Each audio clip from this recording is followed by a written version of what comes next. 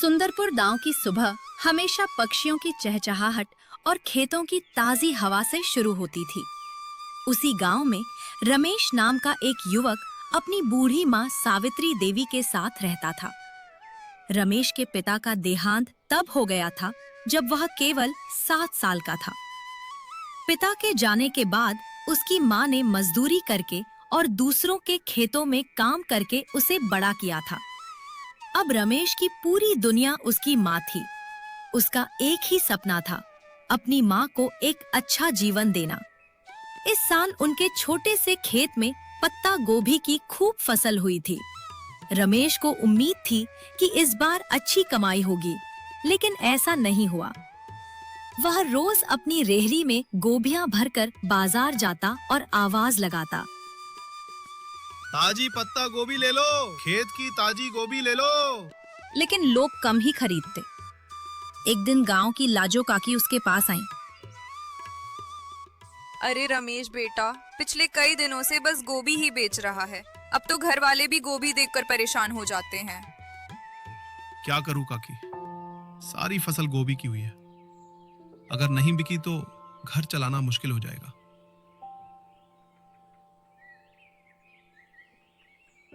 शाम तक आधी गोभी भी नहीं बिकी।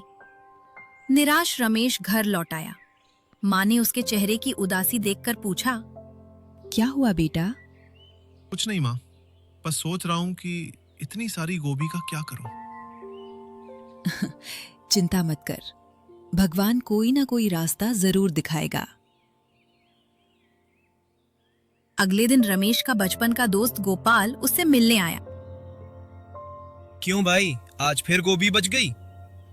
हाँ यार, समझ नहीं आता क्या करूं। गोपाल कुछ देर सोचकर बोला, मैं पिछले साल शहर में काम करता था। वहां लोग गोभी के मोमोज खाते थे। बड़ी भीड़ लगी रहती थी। मोमोज? हाँ, गोभी को मसालों के साथ भरकर भाप में पकाते हैं। उस रात उसने घर में पहली बार मोमोज बनाने की कोशिश की। कई मोमोज फट गए, कुछ का आकार बिगड़ गया, लेकिन उसने हार नहीं मानी। आधी रात तक मेहनत करने के बाद आखिरकार कुछ अच्छे मोमोज तैयार हो गए। माँ ने एक मोमोज खाया और मुस्कुराई। बेटा, स्वाद तो बहुत अच्छा है। रमेश के चेहरे पर महीनों बाद मुस्कान आई। अगली सुबह वह गांव के चौक पर पहुंचा।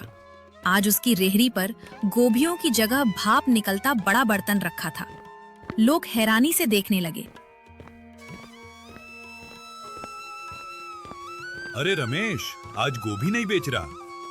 रमेश हंसकर बोला, गोभी बेच रहा हूं, बस नए रूप में। सबसे पहले गांव के बुजुर्ग रामदीन बाबा ने एक मोमोज खाया। कुछ पल तक सब उनके चेहरे को देखते रहे। फिर बाबा मुस्कुराए। वाह, ये तो कमाल की चीज है। बस फिर क्या था, देखते ही देखते लोगों की भीड़ लग गई। दोपहर होने तक सारे मोमोज बिक चुके थे। रमेश ने पहली बार एक दिन में इतनी कमाई की थी। घर पहुंचकर उसने माँ के हाथ में पैसे रख दिए। सावित्री देवी की आंखों में आंसू आ गए। आज अगर तेरे पिता होते तो तुझ पर बहुत गर्व करते। अब गांव के लोग रोज उसके मोमोज का इंतजार करने लगे।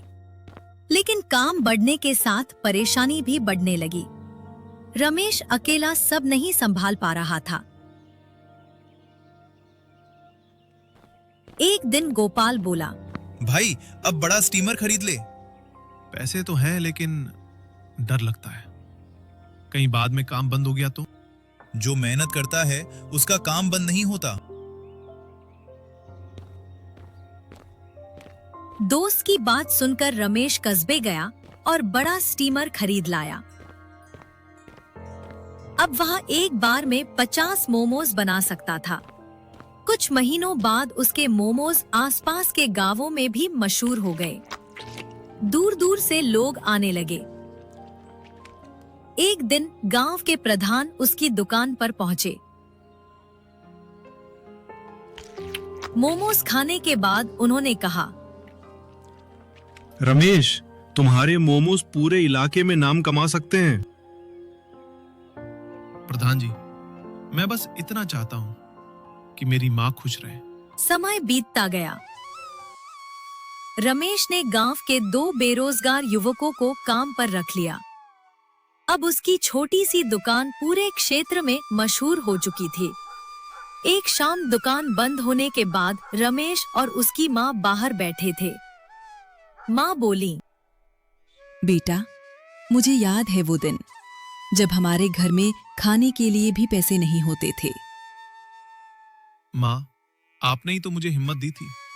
अगर आप साथ नहीं होती तो मैं कभी यहाँ तक नहीं पहुँच पाता। सावित्री देवी की आंखें नम हो गईं। उन्होंने कहा, आज मुझे अपने बेटे पर गर्व है। रमेश ने आसमान की ओर देखा। उसे अपने पिता की याद आ रही थी। मन ही मन उसने कहा, पिताजी, आपकी कमी हमेशा रहेगी, लेकिन आज आपकी सीख ने ही मुझे यहाँ तक पहुँचाया। गरीबी इंसान को रोक नहीं सकती अगर उसके पास मेहनत, हिम्मत और माँ का आशीर्वाद हो।